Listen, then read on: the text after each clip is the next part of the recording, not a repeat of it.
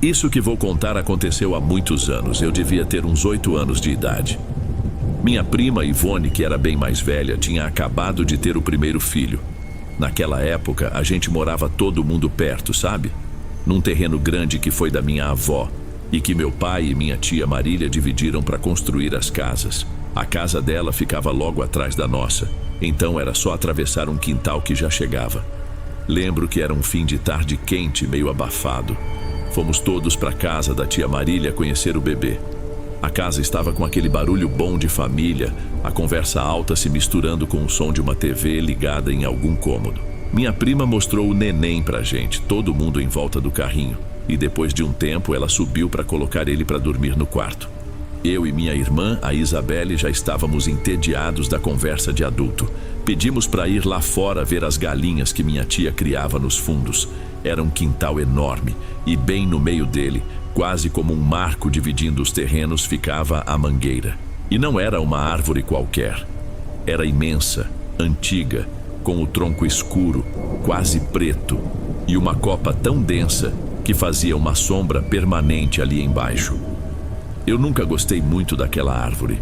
Não por um motivo claro, era só uma sensação. Uma coisa de criança, talvez. Ela parecia grande demais, pesada demais para aquele espaço. Ficamos ali um tempo perto do galinheiro, observando as aves ciscando, enquanto o sol começava a baixar de vez no horizonte. O som delas e a conversa que vinha de dentro da casa eram as únicas coisas que a gente ouvia. Não sei dizer quanto tempo passou, talvez uns 10, 15 minutos. O céu já estava ficando com aquela cor de fim de dia, um azul escuro. Foi quando a gente ouviu. Não foi um barulho qualquer, foi um grito. Um grito agudo que cortou tudo e veio lá de cima, do segundo andar da casa da minha tia. Exatamente do quarto onde a Ivone estava com o bebê. Eu e a Isabelle nos olhamos na mesma hora. As galinhas no cercado, que antes faziam aquele barulho todo, se aquietaram de um jeito esquisito. Fez-se um silêncio total, de repente. Num segundo tinha o som delas, no outro nada. Só o eco daquele grito na nossa cabeça. Antes que a gente pudesse pensar em qualquer coisa, a porta da cozinha que dava para o quintal se abriu com um tranco. Primeiro saiu meu pai, depois minha tia Marília e os irmãos da Ivone. A expressão no rosto deles era uma que eu nunca tinha visto. Uma mistura de susto e pressa. Ninguém disse uma palavra para a gente. Eles só correram atravessando o quintal em direção à escada que ficava do lado de fora da casa e dava acesso ao andar de cima. Minha mãe apareceu na porta logo depois, mas ela não correu. Ficou parada ali com a mão na boca, olhando fixamente para a janela do quarto lá em cima. A gente começou a andar na direção dela, meio que por instinto, buscando um lugar seguro. A Isabelle, que era mais nova, já estava com o rosto todo contorcido, pronta para chorar. Ficamos nós três ali embaixo, no meio do quintal que escurecia rápido. Minha mãe com o olhar fixo para cima, minha irmã começando a soluçar baixo do meu lado. E eu não sei. Eu olhava para os adultos correndo para a janela escura do quarto, mas tinha alguma outra coisa. Uma sensação de que não éramos só nós ali. O ar parecia grosso, mais difícil de respirar. Foi nesse silêncio que o outro som começou. Veio da direção da mangueira. Um assobio. Era baixo, lento, como se quem assobiava não tivesse muita força nos pulmões, ou tivesse os lábios secos. E não era só um assobio qualquer, uma nota aleatória. Tinha uma melodia. Demorei um instante para entender o que era e senti um frio na barriga quando reconheci. Era aquela cantiga de ninar que a nossa avó, mãe do meu pai, cantava para a gente quando éramos pequenos. Só que estava errada. O ritmo era arrastado e algumas notas saíam desafinadas, um pouco mais agudas do que deveriam ser. Era como ouvir uma lembrança boa sendo estragada, distorcida bem na sua frente. A Isabelle percebeu na mesma hora que eu. Ela soltou um barulho engasgado, um soluço de puro medo, e saiu em disparada, correndo até se agarrar nas pernas da minha mãe. Minha mãe, por sua vez, nem pareceu notar. Continuava olhando para a janela lá de cima como se estivesse em outro mundo, surda para qualquer outra coisa que acontecia ali embaixo. Eu deveria ter corrido também. Uma parte de mim, a parte inteligente, gritava para eu fazer isso, para seguir minha irmã. Mas eu não consegui. Não era que meu corpo tinha travado como a gente vê em filme. Era mais sutil. Era como se o som me prendesse. Meus pés pareciam pesados demais, colados na grama seca. Minha atenção inteira foi sugada por aquela melodia torta que vinha da escuridão sob a árvore. O assobio continuou repetindo a mesma estrofe da cantiga, sempre com os mesmos erros, as mesmas notas que arranhavam o ouvido. E sem que eu me desse conta do que estava fazendo, eu comecei a andar, devagar. Um passo, depois outro. Não para longe do som, na direção dele, na direção da mangueira. A escuridão debaixo da copa da mangueira era quase total. A luz que vinha da casa mal chegava ali, mas conforme eu me aproximava, meus olhos começaram a se acostumar e eu consegui ver uma forma. Tinha alguém parado ali, de costas para mim, bem ao lado do tronco grosso da árvore. Era um homem. Ele usava um chapéu de abas desses que a gente via em gente mais velha, talvez de quem trabalhou na roça, e estava completamente parado. O assobio tinha cessado no exato instante em que eu o vi. Agora, só havia o silêncio. Um silêncio que de alguma forma parecia mais alto e mais pesado que a melodia de antes. Eu parei a uns bons metros de distância. Não sei porquê, mas uma parte de mim ainda esperava que fosse meu pai ou um dos meus tios. Uma explicação lógica para tudo aquilo. Então eu abri a boca para chamar, para perguntar quem era, mas a voz simplesmente não saiu. E foi nesse momento que ele começou a se virar, bem devagar. Primeiro eu vi o ombro, depois o perfil do rosto, e então ele estava completamente de frente para mim. Ele tinha um sorriso tranquilo, calmo até, mas era largo demais.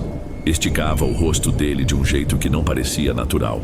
E os olhos dele não sorriam. Eram só 2 pontos escuros, fixos em mim, sem expressão nenhuma, vazios. Aquele contraste do sorriso que não chegava nos olhos me causou um mal-estar físico, uma náusea que subiu pela garganta. Era como olhar para uma máscara de borracha tentando imitar um rosto de verdade. Eu não conhecia aquele homem, mas o medo que eu senti foi uma coisa diferente de tudo que eu já tinha vivido. Não era susto de pular.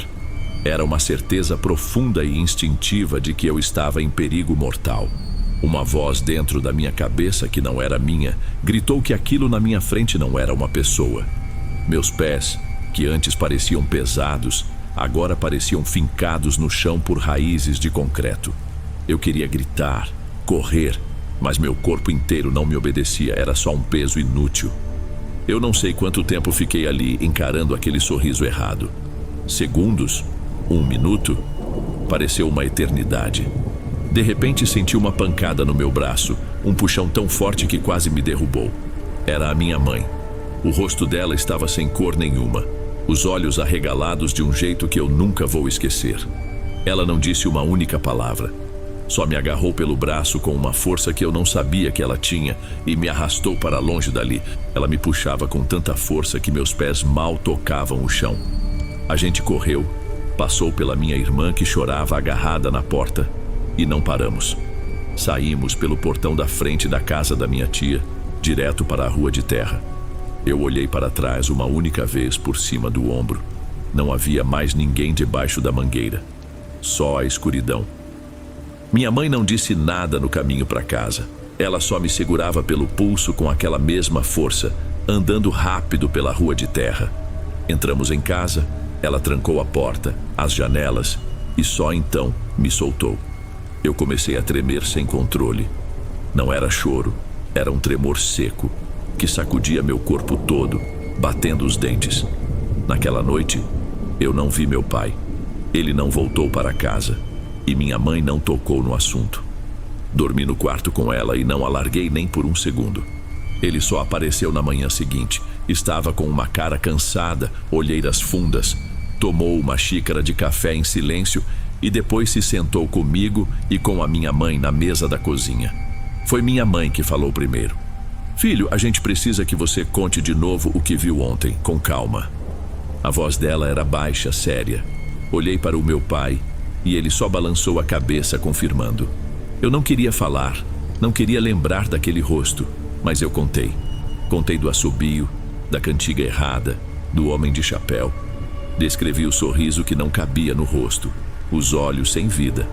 Contei tudo, sem medo de que não acreditassem, porque o pavor na cara da minha mãe na noite anterior me dizia que ela sabia que era real. Quando eu terminei, meu pai ficou quieto por um tempo, só olhando para as próprias mãos em cima da mesa. Depois ele se levantou, sem dizer nada. Foi até o quarto dele e voltou com uma caixa de madeira velha. Ele abriu e tirou de dentro uma fotografia amarelada com as bordas gastas. Ele a colocou na minha frente. Era este homem? Ele perguntou e a voz dele falhou um pouco. Eu olhei a foto. Era ele, o mesmo rosto, o mesmo chapéu de abas, o mesmo sorriso tranquilo que na foto não parecia ter nada de errado. Era só um homem sorrindo para a câmera, mas era ele, sem a menor sombra de dúvida.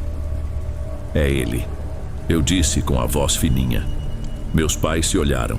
Um olhar longo, pesado, cheio de coisas que na época eu não entendia. Perguntei quem era, mas eles só disseram que era um tio meu, o João, que eu não cheguei a conhecer. E mudaram de assunto. Só muitos anos depois eu fui entender a dimensão do que aconteceu naquela noite. Aos poucos, juntando as peças, ouvindo uma conversa aqui e outra ali, que os adultos achavam que eu não estava escutando. O grito que a gente ouviu era da Ivone. Quando meu pai e minha tia chegaram correndo no quarto, encontraram ela encolhida num canto, abraçando o bebê com tanta força que o menino mal conseguia respirar. Ela não parava de repetir a mesma coisa com a voz quebrada pelo choro. Ele quer levar o meu filho, ele quer tirar ele de mim. Minha tia tentou acalmá-la, dizendo que talvez fosse o espírito do pai dela, o meu tio João, que tinha vindo só conhecer o neto, que não faria mal. Mas a Ivone cortou ela na hora. A voz dela, me contaram depois, era de puro terror. Não, mãe, ela disse. Parecia com o papai, mas não era ele. Aquela coisa zombou de mim. Sorriu e disse que o bebê era dele. Quando eu gritei, ele sumiu no ar. Mais tarde, da porta, ouvi minha tia sussurrar para o meu pai, a voz carregada de um pavor antigo. Isso não era a alma do João, compadre. É outra coisa. Coisa ruim que mora em árvore velha e usa de rosto conhecido para roubar as crianças. Meu pai ficou com ela a noite inteira, porque ela se recusava a ficar sozinha com o filho no quarto. Ela jurava que, por mais que se parecesse, não era o pai dela. Tinha alguma coisa errada nos olhos, no jeito de sorrir. Depois daquela noite, as coisas nunca mais foram exatamente as mesmas. Minha tia Marília, que sempre foi muito ligada nessas coisas, chamou uma senhora para fazer uma limpeza na casa dela, com ramos de arruda e outras ervas defumando todos os cantos. E algumas semanas depois, meu pai e meus tios cortaram a mangueira. Lembro de ver o tronco no chão e sentir um alívio imenso. Mas não adiantou muito. Insisti tanto que meus pais acabaram me trocando de quarto, pois da minha janela antiga eu ainda via o lugar vazio onde a árvore ficava, e a ausência dela parecia tão assustadora quanto a presença. A vida seguiu, como sempre segue. A gente nunca mais tocou no nome do tio João abertamente. Ele virou uma espécie de fantasma na conversa, uma memória que todo mundo concordou em não revirar. Passaram-se quase 10 anos, eu já era um adolescente. Um dia eu estava ajudando minha mãe a arrumar um armário antigo, cheio de caixas de papelão com coisas guardadas. Em uma delas, encontrei a tal caixa de madeira do meu pai. Abri e lá dentro estava a foto amarelada do meu tio. Peguei a fotografia para olhar de novo depois de tanto tempo. O rosto sorridente, o chapéu. Era exatamente como eu me lembrava. Mas aí, meus olhos focaram em algo que eu nunca tinha notado antes. Talvez pela foto estar velha ou porque na época eu era só uma criança assustada. Bem acima do lábio dele, quase no bigode, havia uma marquinha. Uma cicatriz pequena, mas nítida. Uma linha branca na pele.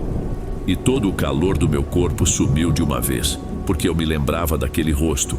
Eu me lembrava daquele sorriso largo demais, dos olhos mortos. E eu tinha uma certeza absoluta, uma clareza que eu não tinha como ter naquela época. A coisa que eu vi debaixo da mangueira, o ser que se apresentou para a minha prima no quarto, ele não tinha aquela cicatriz. Não era o fantasma do meu tio, era outra coisa. Algo que usou o rosto dele como uma fantasia para se aproximar da nossa família. E até hoje, quando eu passo por uma árvore muito grande e antiga, Ou quando ouço alguém assobiando uma melodia qualquer na rua, uma parte daquele menino de 8 anos ainda se encolhe.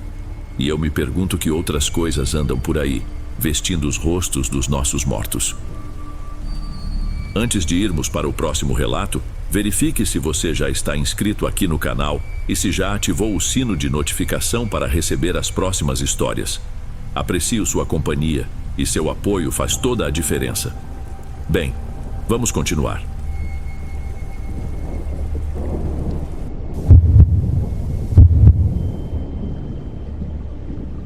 A gente acha que tem controle, não é? Que a vida segue um roteiro que a gente mesmo escreve. Eu pensava assim até os 19 anos, antes daquela viagem. Hoje, 8 anos depois, a única certeza que eu tenho é que o mundo pode virar de cabeça para baixo em uma única tarde, numa estrada qualquer. O plano era simples, o tipo de plano que todo grupo de amigos faz quando está terminando a escola. Juntar dinheiro por meses, encher a cabeça dos pais até eles cederem e dirigir por horas até um daqueles festivais universitários gigantes no litoral. Eram 3 dias de festa, música alta e a sensação de sermos donos do mundo. Para nós, era o maior evento do ano. Éramos 5 inseparáveis, eu, o Nicolas, a Jéssica, a Ruth e a Ivete. A gente se conhecia desde criança. Nicolas era o mais esquentado, a Jéssica a mais sensata e tinha a Ivete. Não sei bem como explicar. A gente tinha uma ligação diferente, uma cumplicidade silenciosa. Na noite anterior à partida, enquanto a gente checava pela 10ª vez se estava tudo certo com os carros, ela me puxou de lado. Dani, promete que vai ter juízo, hein? Ela disse com aquele sorriso que desarmava qualquer um.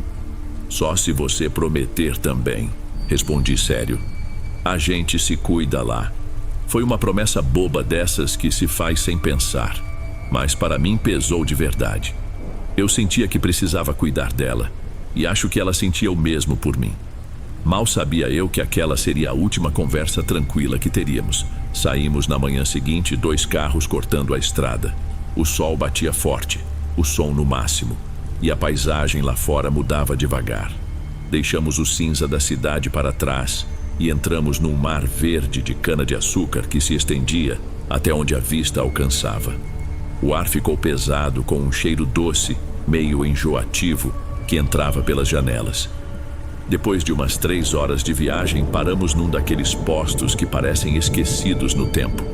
Uma bomba de combustível, uma lojinha com prateleiras empoeiradas e um banheiro duvidoso. Enquanto a gente se esticava e decidia quem ia encarar a máquina de café, eu notei um homem sentado num engradado de plástico, perto da entrada da loja. Ele era troncudo, usava um boné desbotado e não tinha a perna esquerda. Usava uma muleta de madeira gasta pelo uso apoiada ao lado. Ele não pedia nada, só ficava ali observando o movimento com um olhar parado, vazio. A maioria de nós nem reparou nele, mas a Ivete, sempre gentil, abriu um sorriso discreto na direção dele quando passou. Foi o suficiente. O homem se levantou e veio mancando na nossa direção, direto para ela. Abriu a mão e mostrou uma coisinha de madeira escura, uma carranca minúscula, toda entalhada. Para dar sorte na viagem, moça. A voz dele era arrastada, quase um sussurro. Estrada é traiçoeira. Ivete hesitou por um segundo. Olhou para mim, meio sem saber o que fazer. Eu senti um incômodo na boca do estômago. Mas o que eu ia dizer? O cara só estava oferecendo um amuleto. Ela acabou pegando com um obrigada que mal deu para ouvir. O toque da mão dele na dela foi rápido, mas eu vi. O jeito que ele a olhou não foi de quem deseja boa sorte. Foi um olhar de quem marca, de quem escolhe. Que sujeito esquisito. Comentei baixo com o Nicolas, que só deu de ombros. Relaxa, Dani, é só um pobre coitado tentando a vida. Talvez ele estivesse certo. Eu tentei me convencer disso. Entramos nos carros e voltamos para a estrada, deixando o homem e o cheiro de cana para trás. Ivete guardou a pequena carranca no porta-luvas. E nós aumentamos o som. A tarde caía e a estrada parecia um túnel infinito entre as plantações. A gente já tinha esquecido do homem no posto. A conversa era sobre o que faríamos na primeira noite do festival. Foi quando eu vi pelo retrovisor uma caminhonete escura, modelo antigo, com os vidros tão escuros que não dava para ver quem estava dentro. Ela apareceu do nada e grudou na nossa traseira. No começo a gente ignora, tem sempre um apressadinho na estrada, mas ela não ultrapassava. A gente acelerava, ela acelerava. A gente diminuía, ela também. O rádio foi ficando mais baixo, a conversa morreu. O Nicholas, que dirigia nosso carro, olhava mais para o retrovisor do que para a frente. Que merda é essa? Ele perguntou e ninguém respondeu. Foi aí que a segunda caminhonete apareceu, igual à primeira. Ela nos ultrapassou e se posicionou na frente do carro da frente, onde estava a Ivete com a Jéssica e a Ruth. Agora éramos um sanduíche. O desespero começou a bater. Lembrei de uma coisa que meu pai sempre dizia: em estrada deserta, se sentir cheiro de problema, não para por nada. Procura um posto da Federal, nem que tenha que andar 100 quilômetros. Mas não havia nada, só cana. Nicholas buzinou, piscou o farol alto. A gente gritava para eles não pararem, como se pudessem nos ouvir. Peguei o celular para ligar, mas minhas mãos tremiam tanto que o aparelho caiu no assoalho. Quando consegui pegar, o sinal era uma droga. A chamada não completava. A manobra deles foi rápida, profissional. A caminhonete da frente freou de vez, forçando o carro delas a parar no acostamento de terra. A de trás colou na gente, nos impedindo de avançar. Por uma fração de segundo, eu vi a porta do carona do carro delas se abrindo. Vi uma silhueta puxando alguém para fora.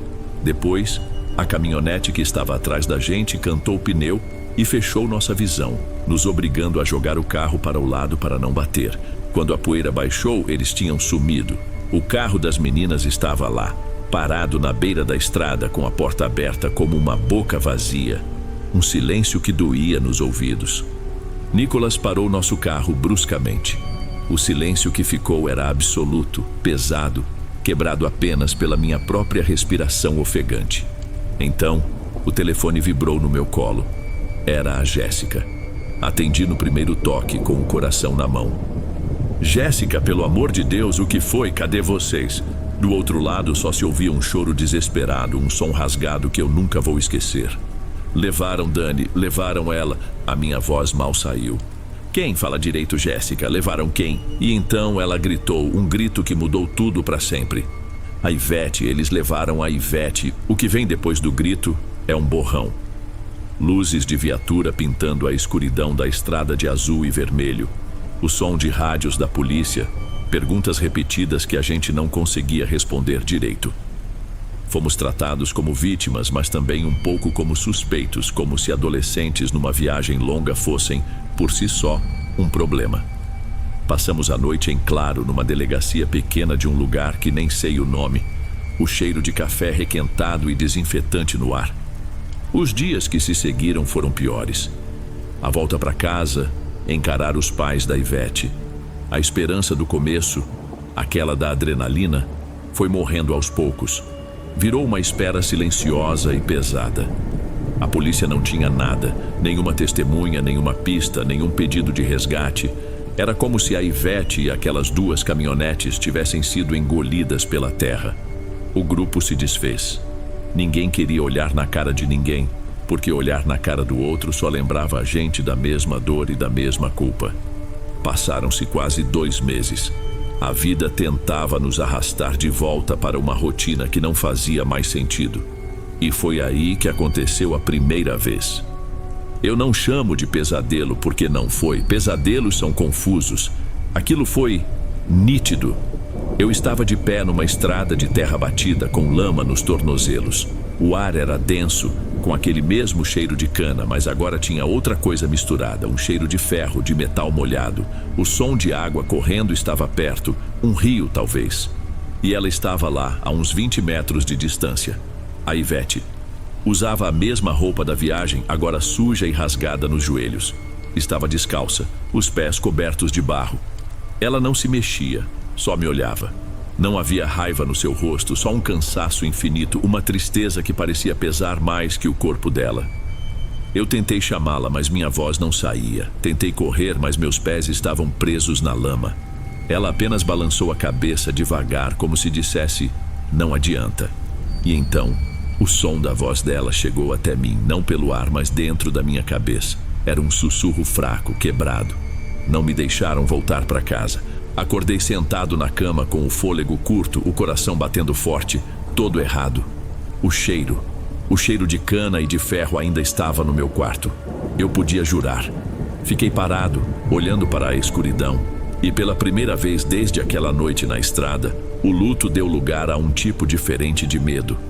Eu sabia, com uma certeza que me deu um medo profundo, que aquilo não tinha sido só um sonho. O sonho voltou, e de novo. Às vezes era só um fragmento. O cheiro de ferrugem me acordava no meio da noite, ou o som de água correndo se misturava com o barulho da chuva na janela. Eu comecei a mapear.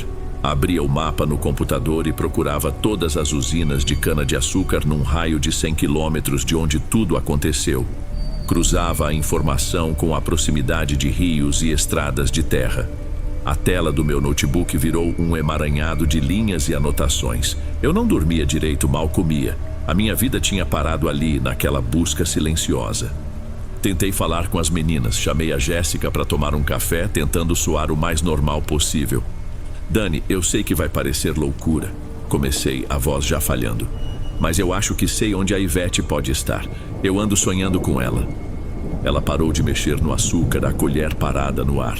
O olhar dela foi de pura pena.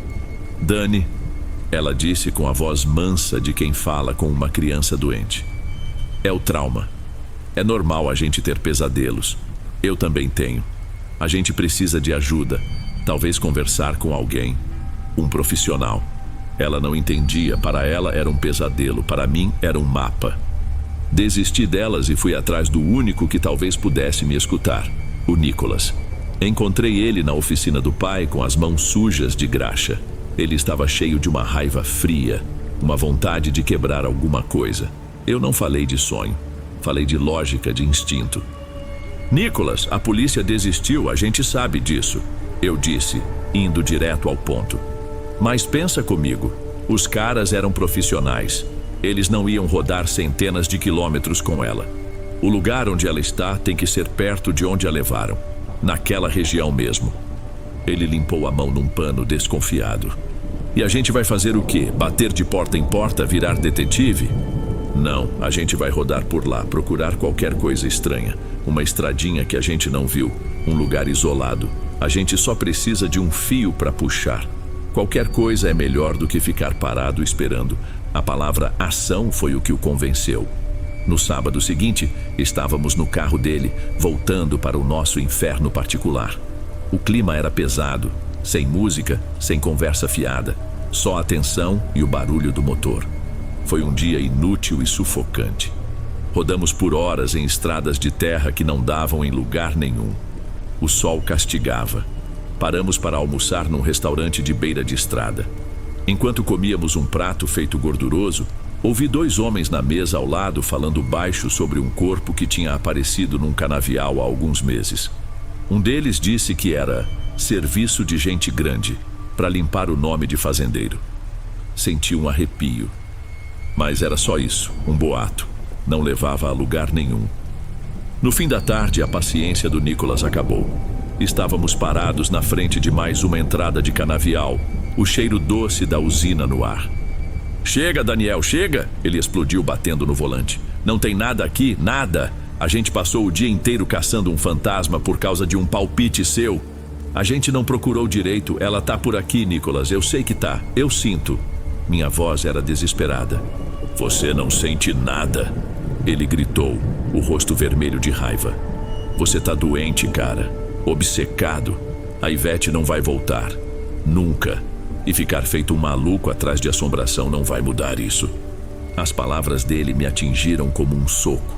Ele tinha cuspido a verdade mais cruel, a que todo mundo pensava, mas ninguém tinha coragem de dizer.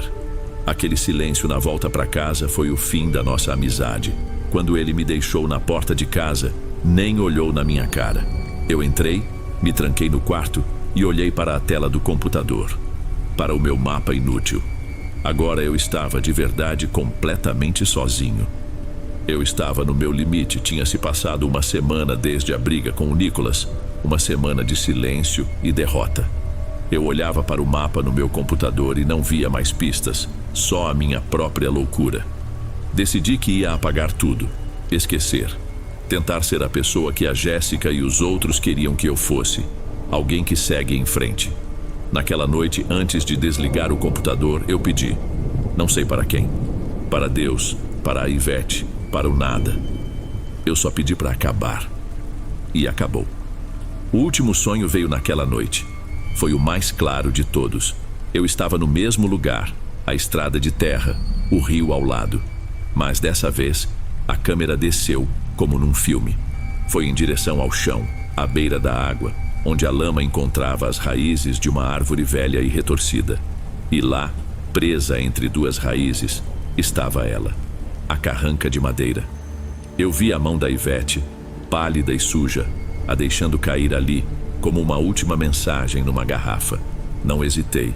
No dia seguinte, peguei o carro dos meus pais antes que eles acordassem. Não deixei bilhete. Dirigi às 3 horas em silêncio, com uma calma que não era minha. Eu não estava mais com medo nem com raiva. Eu era só uma ferramenta, alguém que tinha que terminar uma tarefa. Encontrei a estradinha. Era assustadoramente igual ao sonho, a menos de 10 quilômetros da usina. Deixei o carro e caminhei pela margem, o coração batendo forte no peito. Passei quase 1 hora ali, sentindo o desespero de ser mais um alarme falso crescer a cada passo. Foi quando eu vi, numa curva do rio, uma raiz exposta pela correnteza, e nela, coberta de lodo, uma pequena forma escura. O amuleto.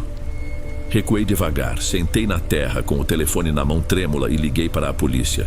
Minha voz saiu firme e distante. Eu era um rapaz fazendo uma trilha que encontrou um objeto que parecia suspeito perto do rio. Só isso. Dei a localização exata e esperei. O que se seguiu foi uma operação que durou o dia todo. Vi os mergulhadores chegando, a perícia isolando a área. Ninguém me deixava chegar perto. Um investigador mais velho veio falar comigo. Ele não fez muitas perguntas, só me olhou com olhos cansados. No fim da tarde, eles acharam. Um guincho enorme puxou o carro de dentro do rio. E dentro do carro, não estava só ela. Havia os corpos de outras 3 mulheres. A notícia nos destruiu e, de uma forma doentia, nos libertou. A incerteza tinha acabado. Pelos jornais, soubemos dos detalhes. Marcas de tortura. A cabeça raspada. Tentaram queimar o carro para apagar as provas, mas as chuvas daquela estação devem ter feito o rio subir de repente, arrastando o veículo para o fundo e apagando o fogo. A água que a escondeu foi a mesma que a preservou. A mesma que pouco a pouco cavou a terra e revelou a última pista dela, a chuva que ela de alguma forma estava esperando. O coxo nunca foi encontrado, a quadrilha nunca foi pega. Virou mais uma daquelas histórias terríveis de beira de estrada, um boato sombrio. Mas a tragédia não tinha acabado. 1 mês depois, o Nicholas, cego de dor e culpa, voltou para aquela região sozinho. Ele achou o que procurava. Um homem com uma perna só. Um trabalhador rural que vivia num casebre. Para o Nicholas, era ele. A justiça para ele veio na ponta de uma faca. Só que não era o mesmo homem. Era só um pobre diabo que teve o azar de se parecer com um monstro. O Nicholas está preso. Vai passar os próximos 18 anos na cadeia, convencido de que vingou a morte da mulher que amava em segredo. Eu não sonho mais. O silêncio que eu tanto pedi finalmente veio. Mas não é um silêncio de paz. É um silêncio vazio, pesado.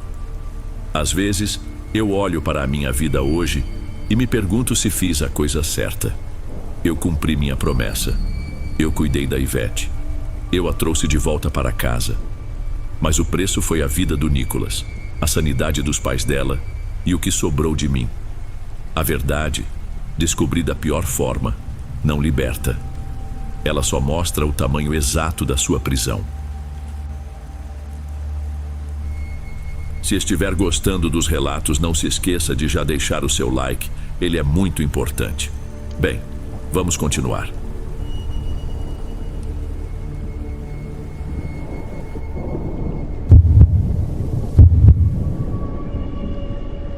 Meu nome é Moacir. Já faz alguns anos que meu trabalho é lidar com o fim da linha. Sou técnico de crematório. Não é o tipo de assunto que a gente puxa numa mesa de bar, mas para mim, com o tempo, virou só um trabalho. Um conjunto de procedimentos que precisam ser seguidos à risca. Acho que o ser humano se acostuma com qualquer coisa, não é? O crematório da empresa fica bem afastado da cidade, num ponto que só se alcança por uma estradinha de terra ladeada por mato. É uma exigência da prefeitura para não incomodar ninguém do bairro mais próximo.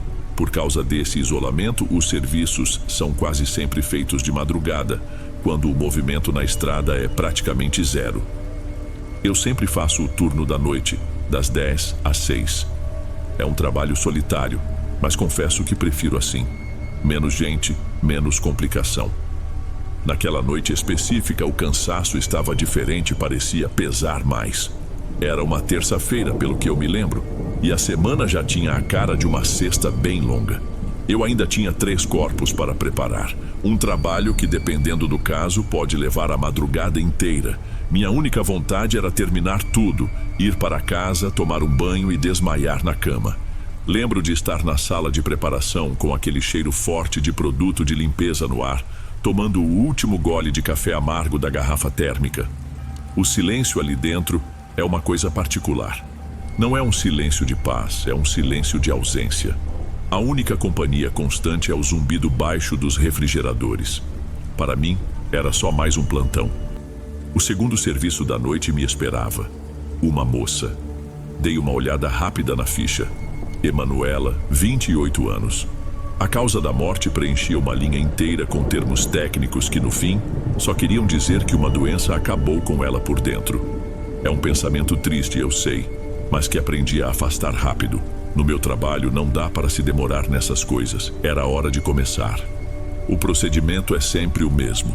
Retirar o corpo do caixão de transporte, que é mais simples, e posicioná-lo na maca de aço inox para a última verificação, conferindo a identificação presa ao pulso. É uma etapa totalmente mecânica, quase um movimento automático que meus braços e minhas costas já conhecem depois de tantos anos. Fui até a câmara fria e puxei a gaveta de metal onde ela estava. O corpo, envolto no lençol branco padrão da funerária.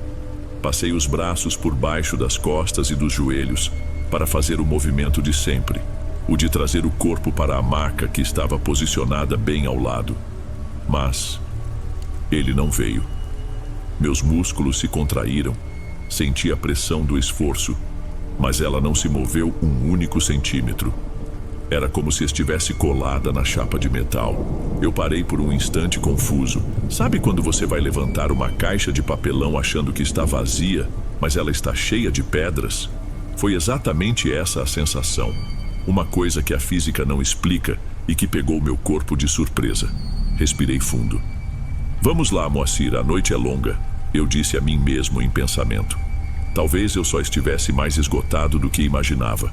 Às vezes a gente perde a noção da própria força no fim de um plantão. Então eu tentei de novo. Dessa vez me posicionei melhor, dobrei os joelhos, usei o peso do meu próprio corpo como alavanca. Forcei de verdade. Senti as veias do meu pescoço latejarem com o esforço e um calor subindo pelo rosto. E nada. Absolutamente nada. Era como tentar erguer uma daquelas estátuas de praça. O corpo dela, que pela ficha não deveria passar dos 50 quilos, parecia pesar uns 300. Era uma sensação completamente ilógica. Afastei-me, esfregando as mãos nos braços, tentando processar aquilo. Olhei para a forma imóvel debaixo do lençol. Uma coisa é um corpo estar rígido. O enrijecimento cadavérico às vezes dificulta o manejo, mas o peso não muda. É uma lei básica das coisas. Uma parte do meu cérebro, a parte lógica, tentava culpar o cansaço. Mas outra, mais antiga, percebeu que tinha alguma coisa muito errada ali. Senti um enjoo seco na garganta. Havia algo fundamentalmente errado ali. Eu já tinha lidado com centenas de corpos antes, de todos os tipos, tamanhos e idades. Nunca, em todos os meus anos de profissão, eu tinha visto ou sentido algo parecido. A sala, que antes era só um lugar funcional e silencioso, de repente pareceu ficar mais quieta. O zumbido do refrigerador ficou mais nítido, preenchendo um espaço que agora dava medo. Olhei para o corredor escuro que levava à sala do forno e pela primeira vez naquela noite me senti vulnerável. Me senti completamente sozinho. Minha primeira reação depois daquele choque foi a de um profissional. Se o plano A não funciona, você vai para o plano B. Na funerária, o plano B para corpos excepcionalmente pesados tem nome: guincho elétrico.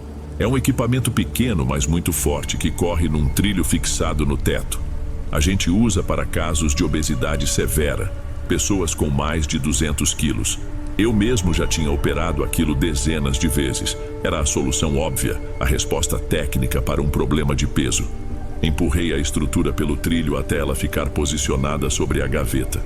O motorzinho fez aquele zumbido agudo e familiar quando o acionei para descer os cabos. Passei as cintas largas de nylon por baixo do corpo dela, o que já foi uma luta por si só, porque tive que forçar as faixas pelo vão mínimo entre as costas e a chapa de metal.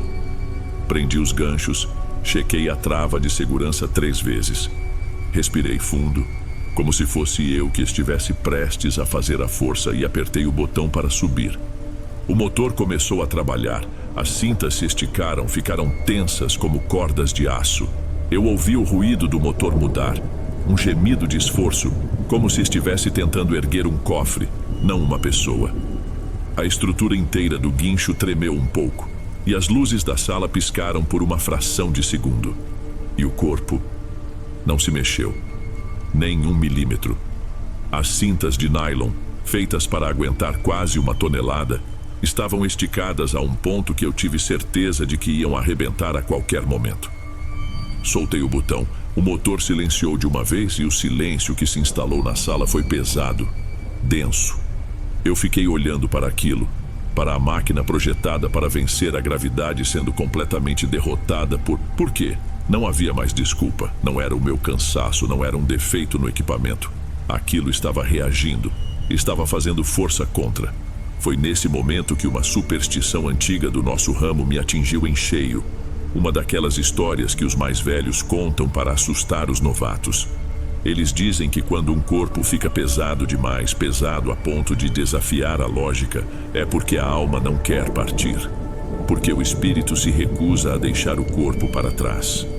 Eu sempre tinha achado que era só folclore. Conversa de gente impressionável para passar o tempo. Mas ali naquela sala fria, perto das 2 da manhã, com o guincho derrotado e o corpo pregado à sua base, a história não me pareceu nem um pouco boba. Senti um suor frio na nuca, um gelado que parecia vir de dentro de mim. Afastei-me do painel de controle devagar, como se um movimento brusco pudesse provocar alguma coisa. Minha garganta secou de repente. Eu não estava mais lidando com um procedimento funerário. E o pior era isso. Eu não fazia a menor ideia com o que estava lidando. Não sei dizer quanto tempo eu fiquei parado ali, só olhando para o guincho inútil. 5 minutos? 15? Eu perdi a noção do tempo. A única certeza era que eu precisava terminar o serviço. Deixar o corpo ali não era uma opção. A funerária tinha prazos, a família da moça esperava. Pela primeira vez na vida, meu trabalho, que sempre foi uma rotina, se tornou uma ameaça. Então eu desisti da máquina. Numa mistura de medo e uma raiva estranha, decidi que ia ser na força bruta. E eu não sei explicar direito o que aconteceu nos momentos seguintes. Foi como se eu tivesse entrado em um transe de pura teimosia. Eu puxava de um lado e empurrava do outro, usava a própria maca de metal como rampa, forçando o corpo a deslizar. Cada centímetro que ela se movia parecia uma vitória impossível. O suor encharcava a minha roupa, meu coração batia num ritmo descontrolado, não só pelo esforço, mas pelo pavor puro e simples do que eu estava tocando. Demorei quase 1 hora. 1 hora inteira de uma luta silenciosa contra um peso que não deveria de forma alguma existir. Quando finalmente consegui posicioná-la dentro da câmara de cremação, eu estava no meu limite. Não só o limite físico. Minha cabeça parecia que ia estourar. Antes de fechar a porta de aço, fiz algo que não costumo fazer. Eu rezei. Não foi uma oração decorada, foi um pedido sussurrado para o nada. Pedi para que ela descansasse, para que encontrasse paz, seja lá o que isso significasse. Foi um gesto de puro desespero, eu acho. Uma tentativa de acalmar o que quer que estivesse ali comigo. Fechei a porta pesada, o som do trinco maciço ecoando na sala vazia. Girei a válvula de gás, apertei o botão da ignição automática. Ouvi aquele sopro grave e oco do fogo tomando conta do interior do forno. Um corpo como o dela, magro, levaria no máximo 2 horas e meia para ser reduzido a cinzas. O procedimento padrão é dar uma olhada depois da primeira hora, para mover os restos com uma ferramenta longa e garantir que a queima seja uniforme. Aquela primeira hora foi a mais longa de toda a minha vida. Eu não conseguia ficar parado. Andava de um lado para o outro na sala de controle, e o zumbido do forno, um som que para mim era ruído de fundo, agora parecia preencher todo o espaço. O ar ficou pesado, carregado, como antes de uma tempestade forte. Eu me sentia observado. Cada sombra que se movia no canto do meu olho me dava um sobressalto. Quando o cronômetro do painel marcou 1 hora, senti um frio na barriga. Era o momento. Eu hesitei. Claro que hesitei. Uma parte de mim, a parte mais sã, gritava para não abrir aquela porta, para deixar o forno selado até o fim e fingir que tudo estava correndo normalmente. Mas o profissional em mim, o piloto automático ligado pelo hábito, me forçou a levantar. Desliguei o fluxo de gás, esperei os 30 segundos de segurança e, com as mãos visivelmente trêmulas, girei a alavanca e puxei a porta de ferro. O calor intenso bateu no meu rosto como sempre. Mas o que eu vi lá dentro, não existe um jeito de contar isso sem parecer loucura. O fogo tinha se apagado ao redor dela, e o corpo de Emanuela estava intacto, exatamente como eu o tinha colocado ali. A pele pálida, os cabelos escuros, sem uma única marca de queimadura. Parecia que ela estava apenas dormindo ali dentro, num forno que esteve por 1 hora a mais de 800 graus. E tinha o líquido. Ao redor do corpo dela, no piso refratário, havia poças de uma substância escura, quase preta, que eu nunca tinha visto na vida. Não era água, não era nenhum fluido corporal. Parecia um óleo grosso, e o mais impossível era que ele não evaporava. Pelo contrário, onde o líquido tocava as paredes ainda incandescentes do forno, ele parecia apagar o calor. Eu via pequenas baforadas de vapor, mas não de fervura. Era como se algo gelado estivesse ativamente anulando o quente. A ideia que me veio, e que não me sai da cabeça até hoje, é que era como se a tristeza dela tivesse vazado e apagado o fogo. Eu bati a porta do forno com toda a força. O barulho de metal contra metal me fez pular para trás.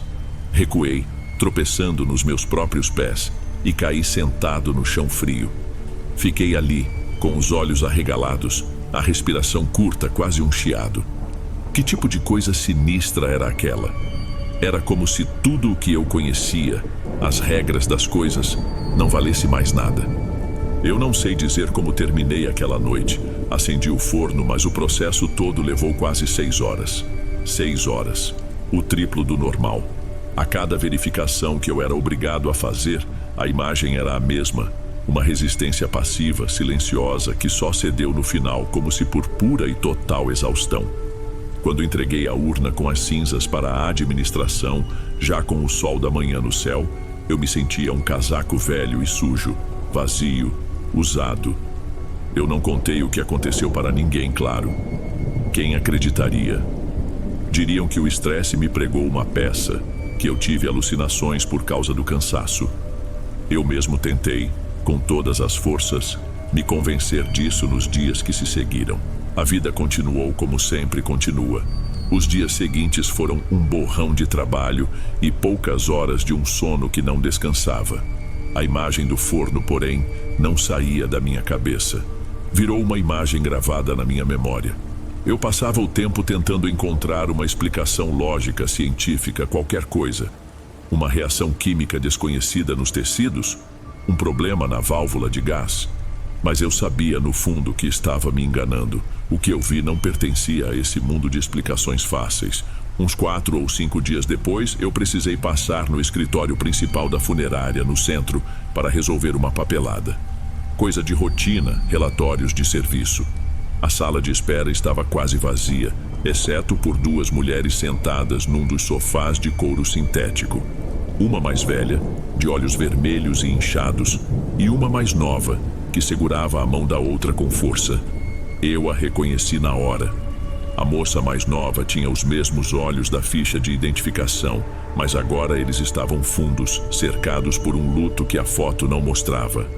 Meu primeiro instinto foi passar reto, pegar meus papéis e sumir. Eu não queria falar com ninguém, muito menos com elas. Mas a moça mais nova, ao me ver passar, se levantou e veio na minha direção. O rosto dela era uma mistura de luto profundo e uma outra coisa, uma espécie de necessidade urgente de falar. Com licença, ela começou, a voz um pouco trêmula.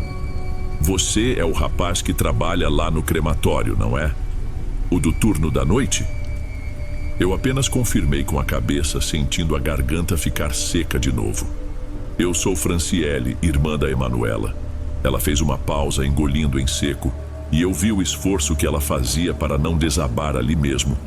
Eu só queria dizer uma coisa. Talvez seja besteira, mas eu sinto que preciso falar. Eu não sabia o que dizer. Murmurei eu sinto muito pela sua perda. Aquele clichê que a gente diz porque o silêncio é ainda pior. Ela forçou um sorriso mínimo, um que não chegou nem perto dos olhos. Obrigada, respondeu ela. O que eu queria dizer é que eu não entendo por que fizeram isso. Por que cremaram a minha irmã? A frase ficou pairando no ar da sala. Eu a encarei, sem entender onde ela queria chegar. Foi uma decisão do meu pai. Continuou Franciele, desviando o olhar por um segundo, como se buscasse forças. Ele não está bem. A cabeça dele já não funciona direito depois de tudo. Foi ele quem assinou os papéis, ele que insistiu nisso. Mas a Emanuela, ela nunca quis isso. Nunca. O maior pavor da vida dela era ser cremada. Senti um gelado esquisito subir pelas costas que não tinha nada a ver com a temperatura da sala. Franciele continuou, a voz agora embargada, carregada de uma mágoa que parecia física. O último desejo dela, a única coisa que ela pediu nos últimos meses de vida, era ser enterrada no mesmo cemitério que a nossa mãe, no jazigo da família. Ela dizia que queria ficar junto da mãe dela. Uma lágrima solitária finalmente escorreu pelo rosto dela.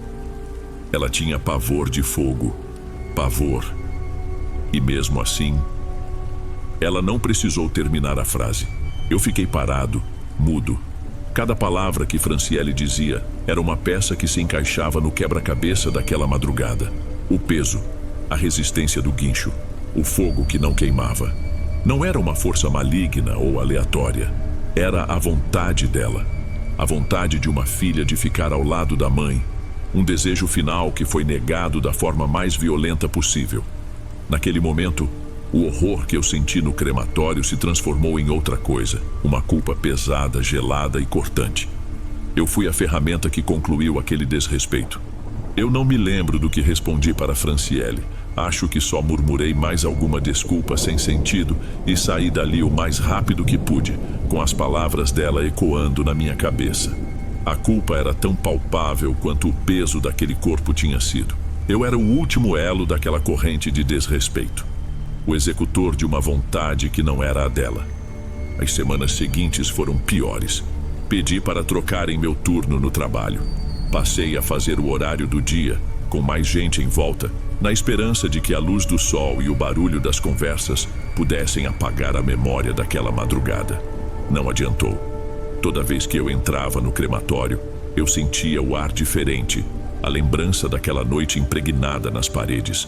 O trabalho, que antes era só uma rotina, virou uma tortura silenciosa. Cada serviço era um lembrete. Mas o verdadeiro preço daquela noite eu só descobriria em casa. No meu quarto. No lugar que, em teoria, deveria ser o meu refúgio seguro. Começou de um jeito sutil, um desconforto no peito quando eu deitava para dormir. Eu atribuía a ansiedade, ao estresse acumulado, tomava um chá, lia um livro, tentava pensar em outra coisa. Mas a sensação piorava a cada noite. Era uma pressão, como se o ar do quarto ficasse mais denso e pesado bem em cima de mim. Até que numa noite de domingo aconteceu de verdade. Eu estava deitado de barriga para cima, olhando para a escuridão do teto, tentando em vão encontrar o sono. E então, eu senti. Começou como uma dormência nos meus pés, uma sensação de peso que foi subindo lentamente pelas pernas, pelo meu quadril. Quando chegou no meu peito, era esmagador. Era exatamente a mesma sensação daquela madrugada. O peso da vontade dela. O peso de uma promessa quebrada, impossível, que desafiava a gravidade e a lógica. Eu estava pregado na minha própria cama. O pânico tomou conta de mim. Tentei gritar, mas o som não saía. Minha garganta estava comprimida por aquela força invisível. Tentei me mexer, lutar, mas meus músculos não respondiam. Eu era como uma estátua, completamente consciente, sentindo um peso de centenas de quilos sobre o meu corpo. Não havia ninguém ali. Não havia nada para ver no escuro. Era só o peso da vontade dela, o peso da minha culpa. Não sei quanto tempo durou. Em algum momento a pressão aliviou e eu consegui puxar o ar de uma vez só, num soluço alto e desesperado. Passei o resto da noite sentado na cama, com todas as luzes acesas, tremendo sem parar. Isso continua acontecendo. Não todas as noites, mas sempre que eu acho que a memória está começando a desaparecer, o peso volta para me lembrar. Eu não sei se é o espírito de Emanuela ou se é só a minha cabeça me punindo pelo que eu fiz. No fim das contas, acho que não faz diferença. Eu ajudei a desrespeitar o descanso de alguém que só queria um pouco de paz. E agora, parece que herdei a inquietação dela. O peso que ela não queria levar para o túmulo ficou para mim. E eu sei, com uma certeza que pesa tanto quanto ela pesou naquela maca, que é um preço justo a se pagar.